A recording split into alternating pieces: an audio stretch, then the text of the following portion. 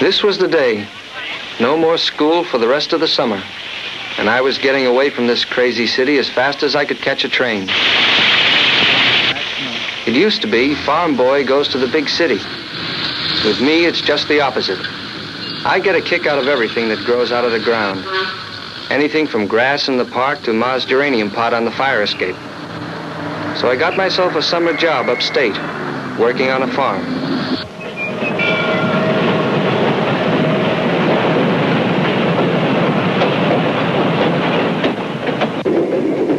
So long, hot streets.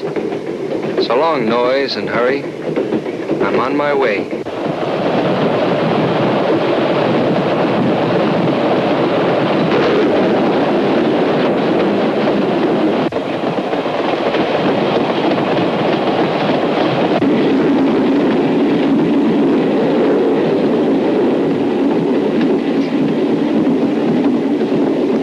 Funny how quick a big city ends when you get on a train.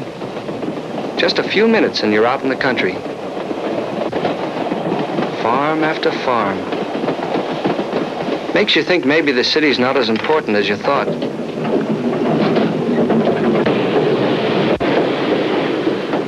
When you get to the station, take a yellow bus, they said.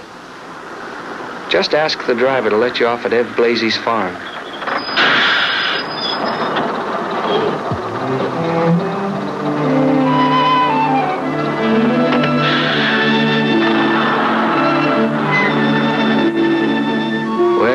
It was. Didn't look much different from what I'd expected. Pretty, though.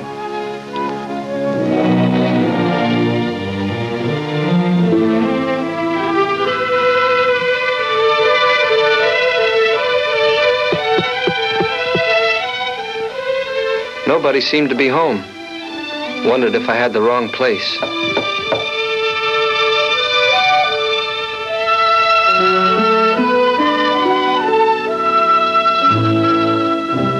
Finally had sense enough to go around back. And there was Mrs. Blazey hanging out clothes on the line. She seemed nice and friendly, but I could tell she was looking me over pretty carefully. I guess she didn't know what to expect either.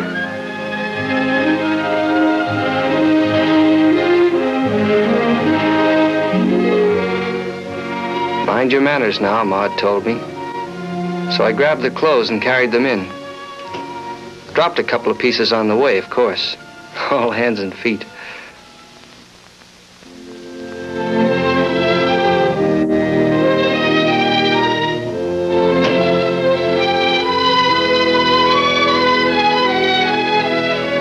She took me up to the room I was going to share with her son, Eddie. Said he was 16 too, and we ought to get along fine. I sure hope so.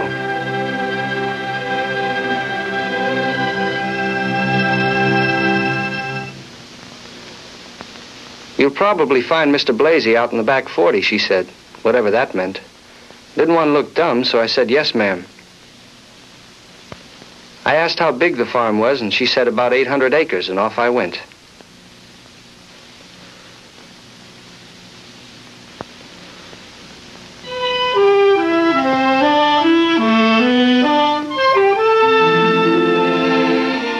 I walked 5 minutes, didn't see a soul. Then a big field of wheat stopped me. Didn't dare walk through it, afraid I'd trample some down and ruin it. Might take it out of my pay. You can say 800 acres quick, but when you start walking around in it, you never saw anything so big.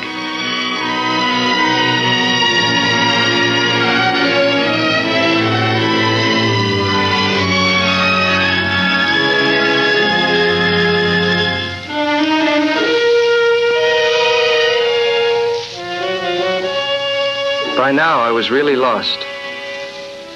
Climbed a fence, and what do you think I saw? A graveyard, way out there in the middle of nowhere.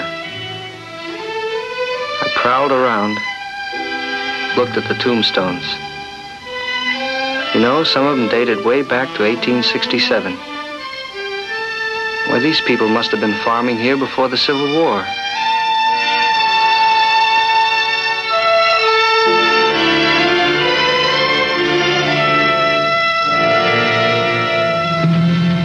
heard a tractor coming and thought maybe that's Eddie. And so it was. We hollered at each other for a while. Then I made out that his father was down by the lower barn.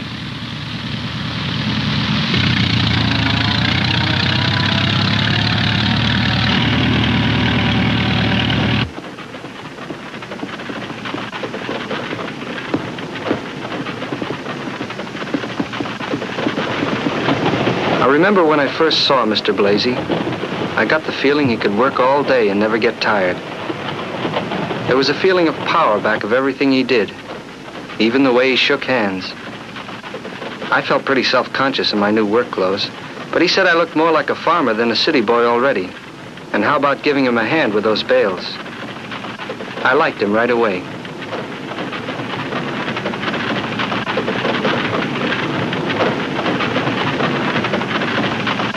Just pulling bales of hay onto a conveyor looks easy. And you know how it is on a new job. You want to show the boss how good you are. The first couple of bales went fine. Nothing to it. Then I began to think they must have lead in them.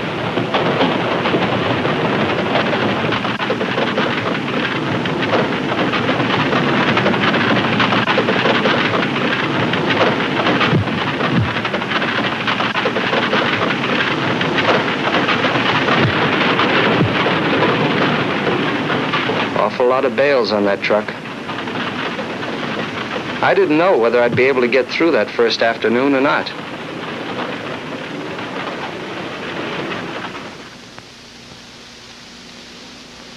If Mr. Blazey was wondering how his kids would hit it off with a city boy, he didn't have to worry. Alberta and I got along fine, and everybody found plenty to talk about.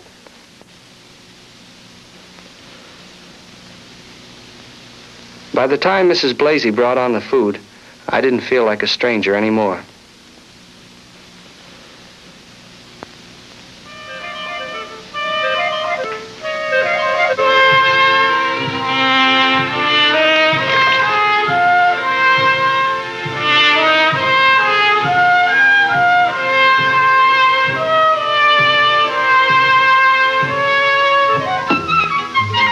The food was terrific.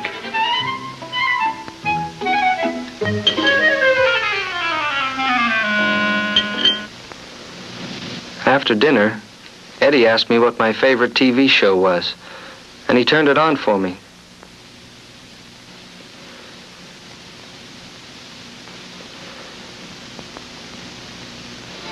Felt strange sitting there so far from home and seeing the same show I'd have been looking at back in the city.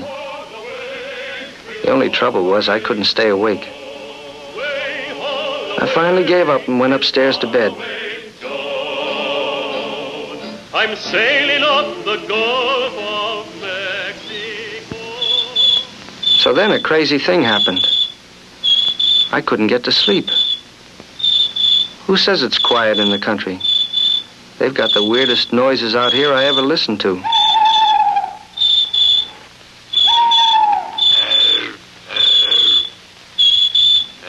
How can that guy sleep through all this? I should have stayed in the city where I belong.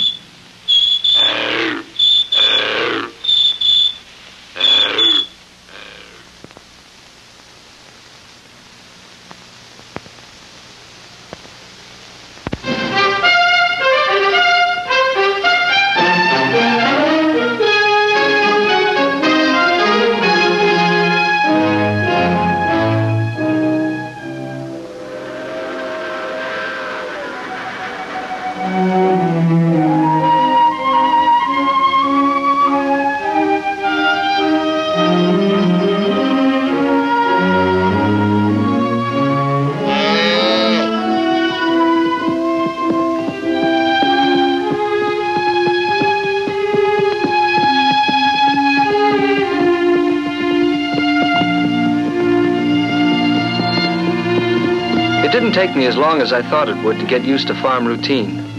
After a few days, I was out there with Eddie at the crack of dawn, chasing cows or whatever else needed doing. I had a lot to learn. On a farm, you have to be able to do almost everything yourself.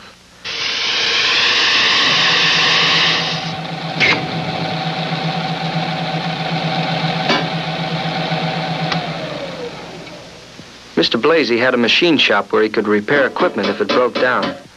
He could weld a broken part or even make a new one if it wasn't too complicated.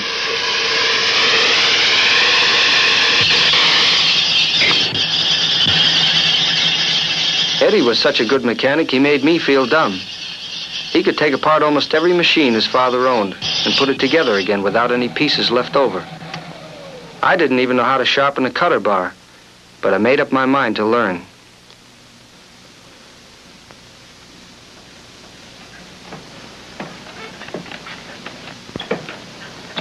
Sometimes a farmer has to turn carpenter, know how to build himself a shed or a house even. If he needs extra help, maybe a neighbor comes over and lends a hand. Next time, you go over and help him. People on farms don't ask for anything unless they really need it. So when a man does ask, you never say no. Mr. Blazey kept telling me, the only way you learn a thing is by doing it. But I guess I didn't really believe him, till one afternoon when he took time out to show me how a tractor works. After he got through explaining, he said, "Okay, now get on and drive it." I was scared to try, but he said, "Go ahead, can't hurt anything. You got the whole field all to yourself." Well, I figured if it was all right with him, it was all right with me. So I got set, put her in gear. I guess even the cows laughed. But Mr. Blazey shouted, "You're doing fine."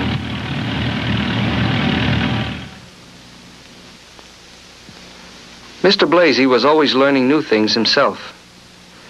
He said a farmer had to stay in business. Why, he knew as much about biology and botany and chemistry as most school teachers. All about fertilizers, insecticides, soil conservation. He says it takes all that just to raise one ear of corn. He was always in a huddle with the county agent or some other expert. And just the way they'd strip an ear and stand there talking about everything from borers to bacteriology was an education all by itself.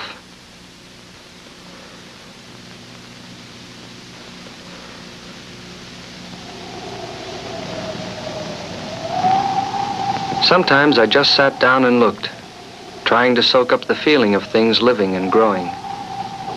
It was all there spread out in front of me, if I could only understand it. Everything in nature has a purpose, said Mr. Blazey, whether it's the sun, or the way grain grows on a stalk, or insects carrying pollen from plant to plant. It's all necessary, all part of the scheme of things. I thought that over for a while, but something bothered me. What purpose do weeds serve, I asked him. And what about pests and diseases that attack the plants? What about drought and storms? Well, Tony, he said, there's evil in the world just the way there's good. And in a way, being a farmer means being on the side of what's good in nature and helping it to live and grow and protecting it against all the things that try to hurt it or kill it. I remember seeing him walk to the top of a rise one afternoon and stand there looking out across the fields. And the way he walked through the wheat and felt it, it gave you the feeling he was personally concerned with every stalk. And in a way, he was. He'd planted it. He'd helped it grow. He'd fought off whatever had tried to hurt it.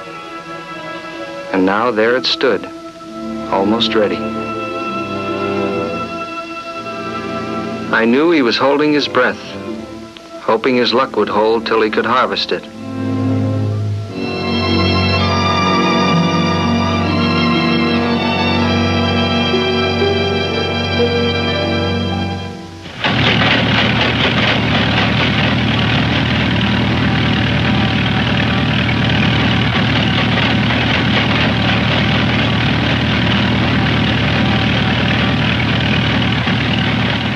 His luck did hold.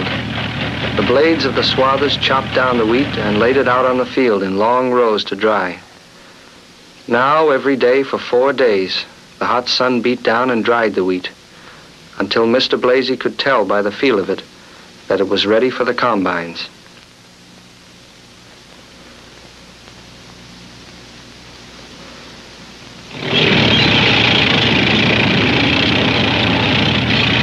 Mr. Blazey says nobody under 50 is old enough to appreciate a modern combine. He can remember harvesting the wheat with horses and old-fashioned equipment made of wood and iron that broke down and left you stranded in the middle of a field. 15 years ago, he had to hire 18 men to do the same job only 5 of us were handling here. The combine alone has cut down labor by 85%. And with just one combine, he can harvest more than 30 acres a day.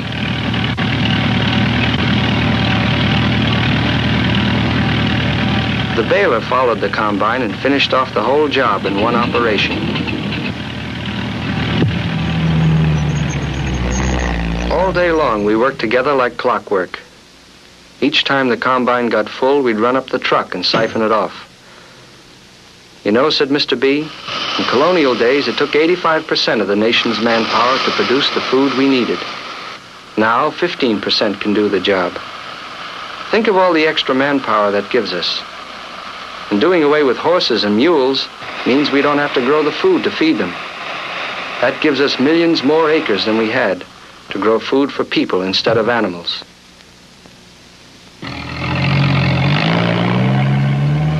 I took away more new ideas than I did wheat that day.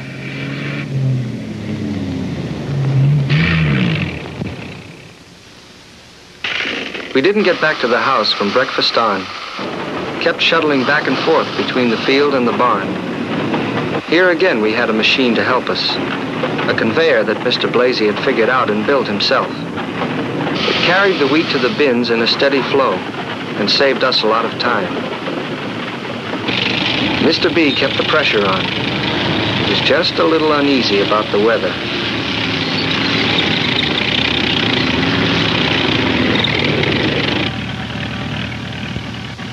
He had asked Alberta to bring us out a snack around 4 in the afternoon, so we could keep working straight through till dark. There wasn't a cloud in the sky, but he'd heard a weather report that said there was a cold front moving east, and he didn't like the sound of it. We broke for a while, but we didn't really relax. We ate fast, the way you do when you're a little worried. Chewing and swallowing, but not really tasting any of it. But it made us feel better anyway.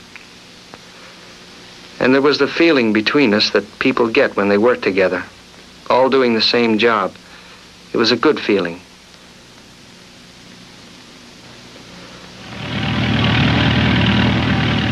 Then we went at it again, and now the wind began blowing in gusts, and you could smell the change coming in the air.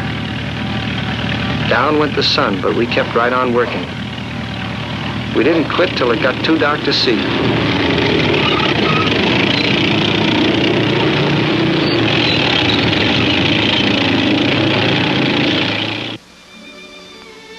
That night after dinner, Mr. B sat close to the radio, keeping one ear cocked for weather reports. The parlor was full of girls having a meeting of the 4-H.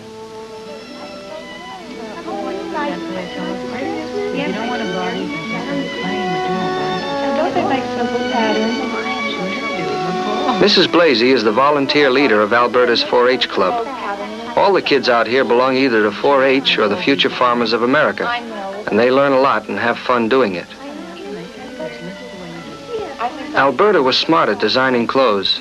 She was going to try for a prize at the county fair. I sure wished her luck. This is station QLXR, station QLXR. Montgomery County reports winds with a velocity of 40 miles. 9 o'clock, we got a weather report of wind and hail moving southeast, right in our direction. Center of storm is moving it looked bad for tomorrow. Junction. Sunrise told us nothing, but the weather reports were still bad. A neighbor brought his combine over to help, and we started working against time. For a while, it looked as if we might make it.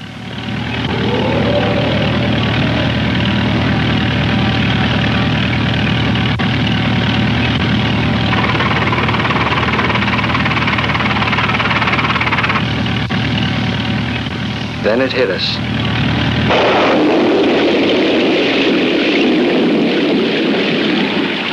really did get rained out.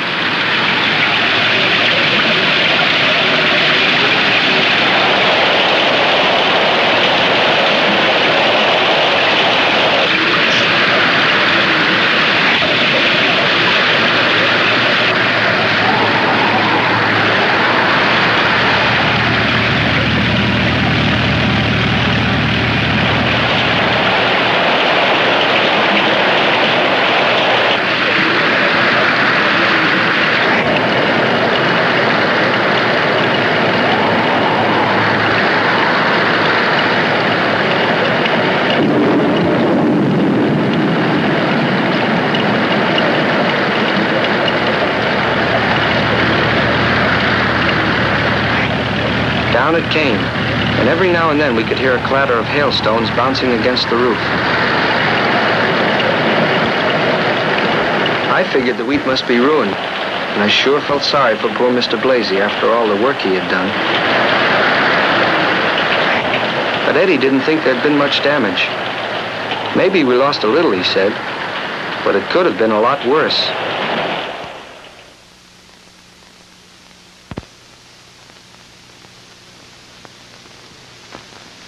One Saturday, we decided to do a little shopping and take in the county fair. We all piled in the car and drove to town.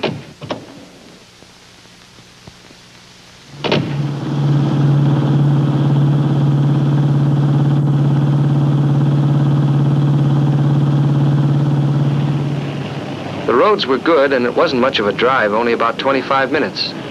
And I didn't think about it one way or the other, until Mrs. Blazey started telling me how much the town had changed in 20 years.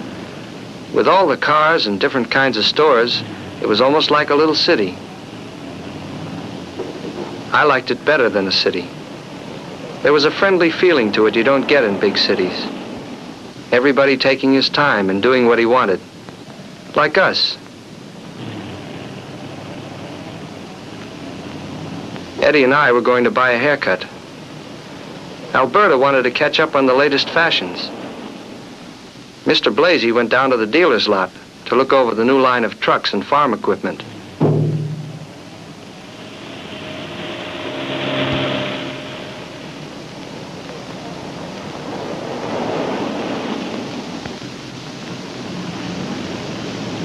We were all going to meet back at the car in an hour, eat dinner in town, then go see the fair that evening.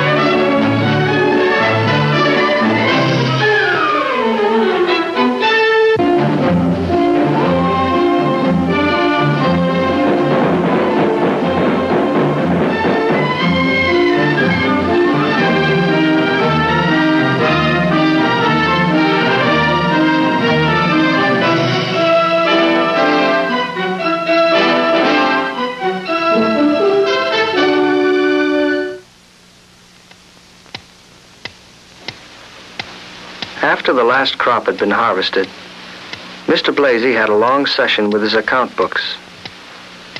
I can remember how he sat there going over the entries page by page. I guess it had been a pretty good year for him, but from the expression on his face, I had a feeling he wasn't really looking at the figures half the time. He was seeing the farm itself and thinking about it.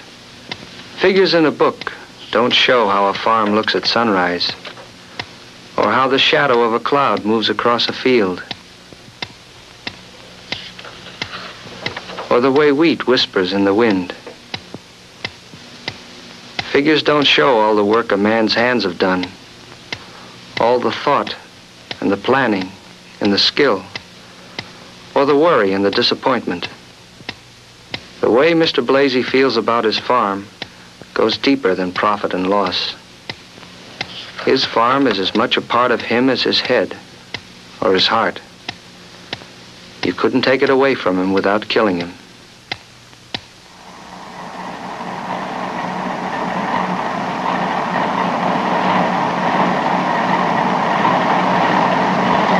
Summer was over before I knew it. We stood on the station platform saying goodbye.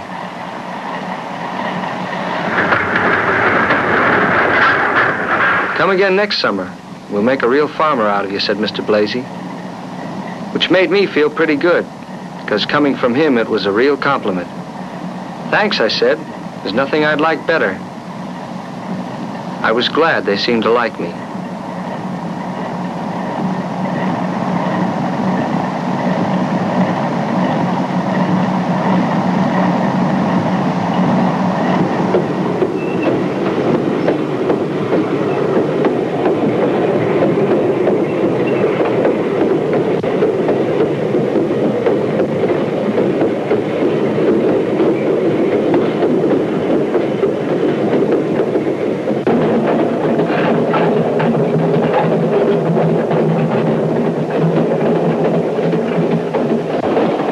All the way back, I watched the farms pass and thought about them.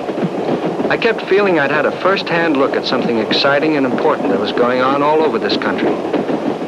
Machines clattering up and down the fields, farmers working hand in hand with scientists. Mr. Blazey says the farmers are going to have to feed 190 million people by 1975, and that if anybody thinks big changes have been made in agriculture, he hasn't seen anything yet. I wonder what it'll be like by the time I have a farm of my own.